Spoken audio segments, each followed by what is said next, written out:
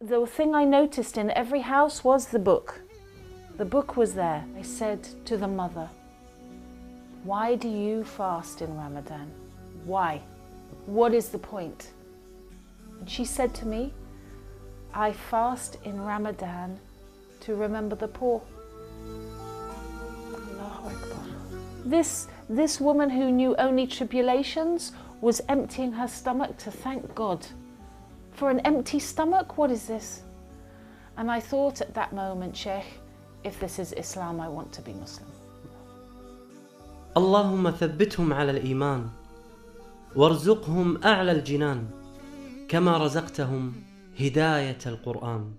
بالقرآن اهتديت. بالقرآن اهتديت، في رحمه تحلو الحياة، شوقا إلى المولى أتاي، أسلمت روحي للإله، نور الحنايا والطلوع، لله أعلنت الرجوع، آياته تغدو شموع، ويفيض في قلبي سنا، نور الحنايا والطلوع، لله أعلنت الرجوع، آياته تغدو شموع، ويفيض في قلبي سنا.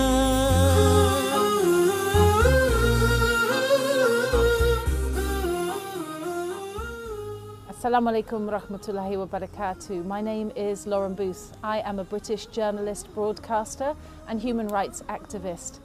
I am blessed with two daughters called Holly and Alexandra. I was married before, that's why I have two children who are now 11 and 13.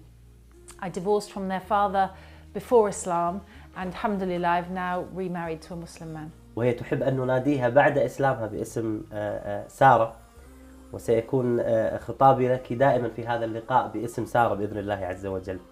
عاشت سارة طفولتها مع والدين غير ملتزمين بتعاليم المسيحية، وكان والدها مدمنا للخمر وأمها عارضة للأزياء، ولكنها منذ الصغر كانت تشعر بوجود إله لهذا الكون.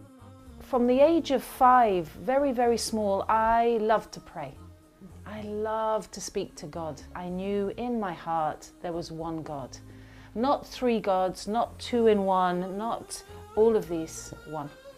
But as you grow up in the West, how do you keep that connection in your heart? بدأت قصة أختنا سارة مع القرآن في فلسطين حين زارتها زيارة صحفية، فوجدت القرآن موجود في كل بيت. So there I met people living in poverty who were living under occupation. There I met mothers whose children were crippled, dead or in prison. But there I did not meet hopelessness.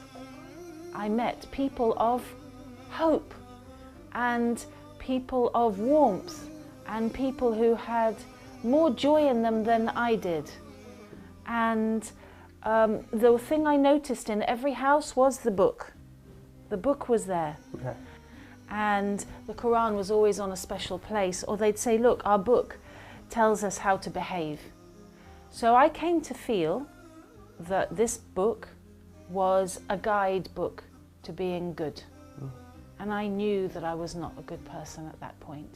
I thought this book, the Quran, must be a guidebook to helping others.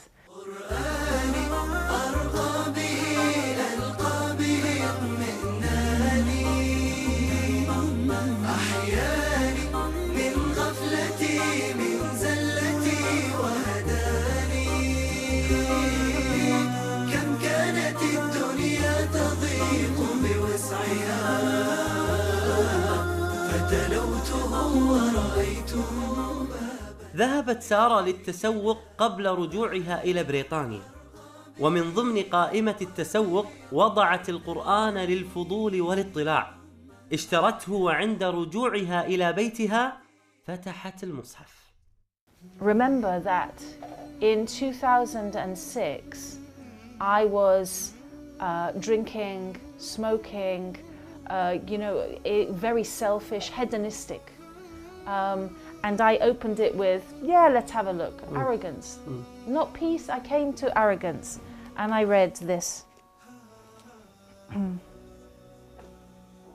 And it's Surah Hud, Ayah 102.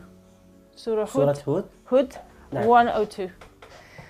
Thus much is the punishment of God your Creator, when He overtakes the towns whose inhabitants have proved themselves to be wrong-headed and wrongful of actions, and grow daily more and more wicked.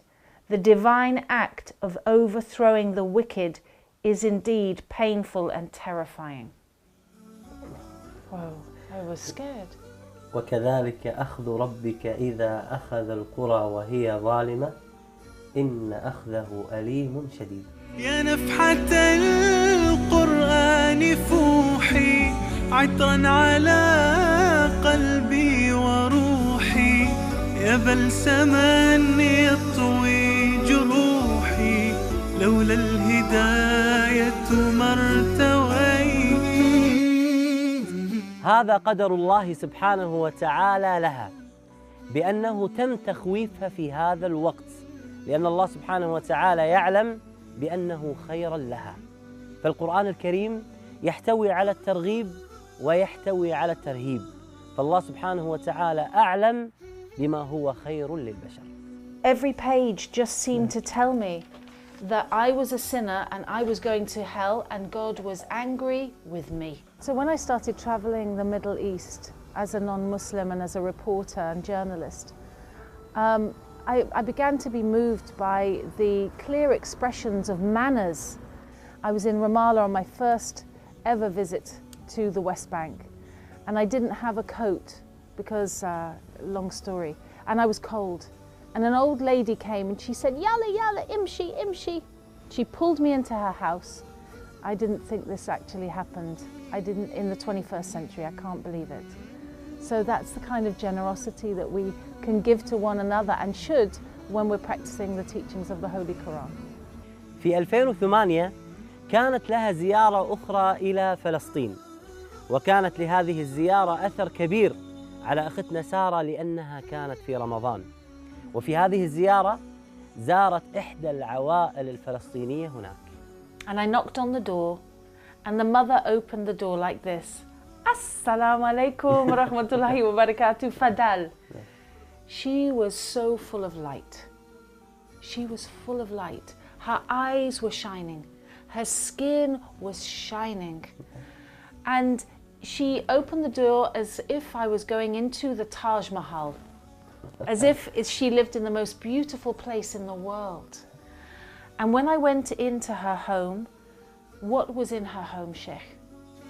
Fish. Nothing. Nothing. A room like this, but empty. Only walls, floor, ceiling. And one rug, and the iftar for 10 people was on the rug. And what was the iftar? One plastic plate of hummus, one plastic plate of khubz, one plastic plate salad. So when I sat down, I said, no, no, no, no, no. Wallahi, I tried not to eat. Sheikh, I tried not to eat that woman's food, but she kept giving me food. She said, you are our guest. And she gave me so much, and she wouldn't take no, and I ate and I felt angry. I felt angry at Islam. I felt angry at a book that would tell hungry people to be hungry for 30 days. I was angry at the Quran for telling this poor woman not to drink water when always her water is dirty. So I said to the mother, why do you fast in Ramadan? Why? What is the point? And she said to me, I fast in Ramadan to remember the poor. Allahu Akbar. This mother who had nothing in dunya, nothing, will never have perhaps anything in life. She was humbling her heart for other people who had less. What is this?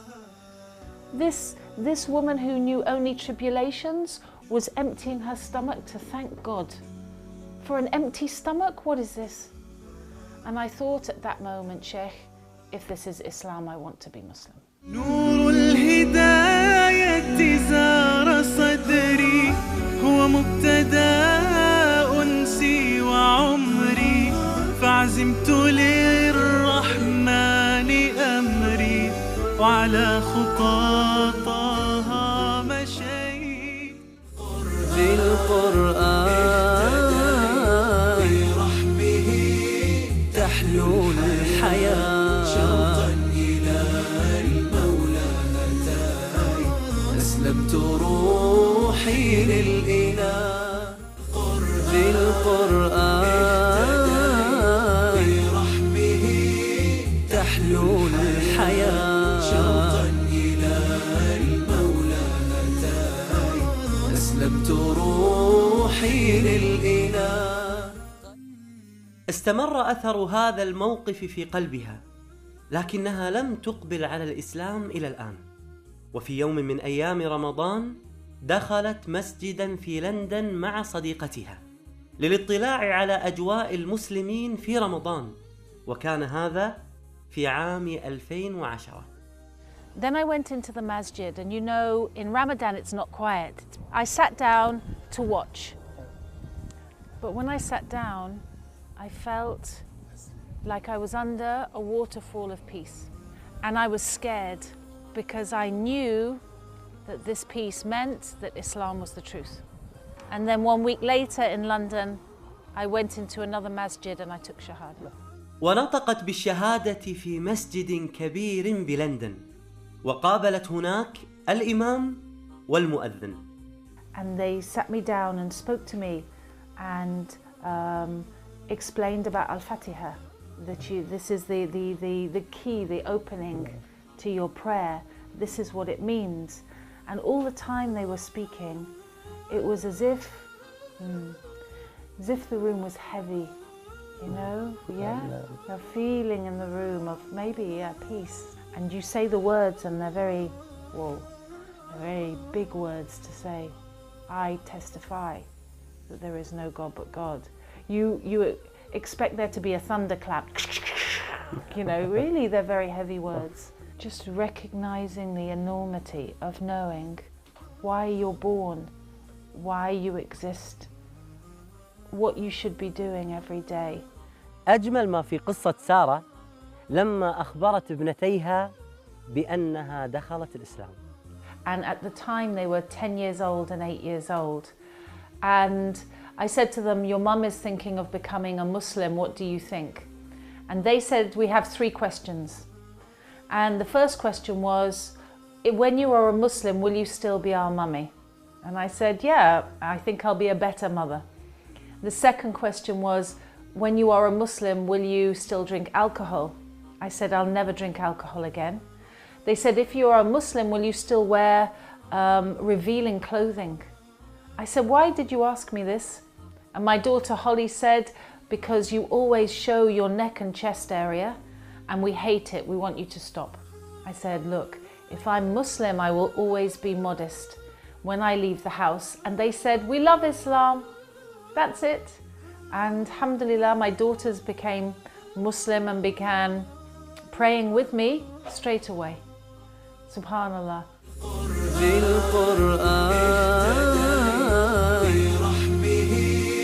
تحلو الحياة شوقا إلى المولى هداي أسلمت روحي للإله. بعد الإسلام رجعت وفتحت المصحف بمرات وكرات كثيرة وعديدة.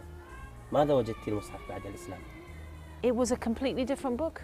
Allah. It was a different book, but the voice of strength was the same. I could see them, hear the might of God in there. I could hear the sternness and the risk of retribution, but now came the beauty. Now came the chance of Jannah. I just had to change. Allahu Akbar. أنت ما شاء الله من عائلة رئيس الوزراء البريطاني السابق توني بلير كان متزوج أختك. وهذا له مكانة اجتماعية كبيرة على أختك وعلى العائلة. هل كان له أثر عليك سلبا أم إيجابيا عند دخولك الإسلام؟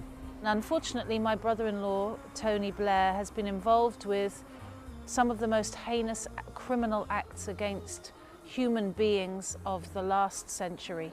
We think of Iraq and Afghanistan. These are crimes against humanity, and the people who profit from them, whose businesses make money now out of Iraq, are in my family. How was I supposed to react? How was I supposed to react? I'd already shunned Tony Blair. I said, "Khalas, no, this is no good. On a political and human grounds, this is no good." But then I said my shahada, and everybody said, you know, Allah tells us don't break relations, be kind. And when I read the ayah that said very clearly, no, if your family go beyond justice, that's the line. And if you are being unjust, you have to look at yourself as well. And I felt relief, and I thought, right, I do not have to accept injustice while it's being done for whoever does it, however powerful they are and however close. سبحان الله، هذه الآية اللي ذكرتيها سبحان الله في حياتك، مهما كانت شخصية الإنسان ومهما كانت مكانة الإنسان، الله سبحانه وتعالى ذكرها في سورة النساء: يا أيها الذين آمنوا كونوا قوامين بالقسط شهداء لله ولو على أنفسكم أو الوالدين والأقربين. أصبحت قراءة سارة للقرآن مختلفة، مع أنها لا تجيد قراءة اللغة العربية، ولكن رسائل القرآن تصل مباشرة إلى القلوب. If I leave the Quran for 2 days, there is a sharpness to life. It's like kind of walking on glass. Like things will get to you, things will stab at you in a small way, but you know, you'll be affected. I will be affected by things directly. الله سبحانه وتعالى يقول: الذين يأكلون الربا لا يقومون إلا كما يقوم الذي يتخبطه الشيطان من المس. So, Sheikh, it's an odd choice to choose a fairly unspiritual, very practical verse in the Quran. I know, you know, most people we're drawn towards, I want to read about what Jannah is about, or I want to be afraid of hellfire. But when I first read this, it's incredible because it was in 2010 when we were talking about the world banks crashing, when it looked like American finance was finished. Today, all of the world is touched by riba. Kuwait is touched by riba. Muslims are touched by riba. Everything that we buy, somebody, the shopkeeper is selling it you with riba. Allahu Akbar. How do we cleanse ourselves? Riba is devouring the business world. It's devouring humanity. It's making us slaves. We are slaves because of riba. We are abid riba.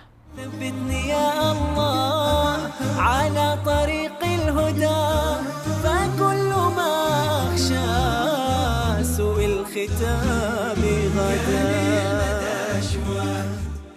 Probably wondering about people like me who've come to Islam, and I'm telling you, 3 years ago I was not in hijab. 3 years ago I was not going to be Muslim. Let me ask you this: would you buy a car of someone who hated cars and preferred bicycles? Or would you go to an expert in cars? Don't seek out messages from people who've already decided they hate Islam. Go to a masjid, speak to an imam, go to the Quran yourself, and most of all, ask God for guidance to the truth. That's all, and may the truth find you. أختنا سارة، شكرا لك من القلب. أنا وفريق العمل أريد أن أعرف أمنية أختنا سارة. I have a very small charity called Peace Trail in the UK, and we are determined to work in the area because it says in the Quran, take care of the people around you first. You know, my heart is in Gaza, but my life is here. Allah has put us here to make a difference. So we've been looking for a while at buying a house to look after between 6 and 10 sisters and their families, because these revert to Islam. There's many now. 5,000 Muslims coming to Islam every year, and the sisters, wallahi, they're struggling. Sometimes they are abused by their new Muslim husbands, may Allah forgive us all. Sometimes their family kicks them out and they have nowhere to live. And the new community, Sheikh, we're not looking after them properly. And it breaks your heart when the new sisters, they go to the church and the church looks after them. So I ask Allah, Allah provides everything. بعد أن علمت بأن موقع نون سيساهم معها في مشروعها الدعوي فرحت سارة فرحا لا يوصف. Sheikh, are you serious? Are you serious? نعم بإذن الله عز وجل. Do you know how much this means? That there are sisters who are leaving Islam right now, and some of them have gone into prostitution and gone into drugs because we have not had this happen. And we know families right now who can move into this house. And, you know, before we finished this interview, I asked Allah, before you told me this, I said, Allah, please provide for these sisters. And you've just said this, and I can't believe it. Allah, yes, I can. I'm amazed. Wallahi, literally, when I made dua upstairs, I was asking for help for this.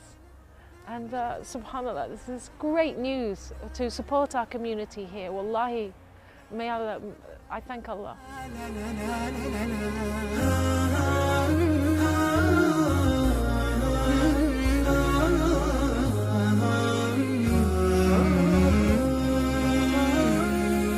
أسير بدرب قرآني فيشرق صبح برحاني أرتله وأحفظه وأقرأه بمعاني أسير بدرب قرآني ربيعي أنس أيامي صديقي بوح أحلامي شفاء الهم والشقوى يداوي جرحي الدامي ربيعي أنس أيامي صديقي بوح أحلامي شفاء الهم والشقوى يداوي جرحي الدامي ولما تهت ثم أتيت لدرب كلام رب البيت وجدت النور والسلوى مع القرآن اهتديت مع القرآن اهتديت